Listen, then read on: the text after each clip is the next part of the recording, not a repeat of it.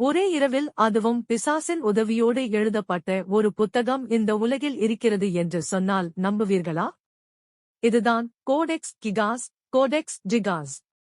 சுமார் 75 கிலோ எடை கொண்ட இந்த புத்தகம் உலகிலேயே எஞ்சியிருக்கும் மிகப்பெரிய இடைக்கால கையேடு ஆகும். 13ஆம் நூற்றாண்டில் ஒரு துறவி தனக்கு கிடைத்த மரண தண்டனையிலிருந்து தப்பிக்க ஒரே இரவில் உலக அறிவு முழுவதையும் ஒரு புத்தகமாக எழுதுவதாக உறுதியளித்தார்.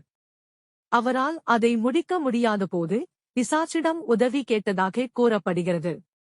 அதற்கு கைமாறாக அந்த புத்தகத்தின் ஒரு முழு பக்கத்தில் ஒரு ராட்சத பிசாசின் படம் வரையப்பட்டுள்ளது.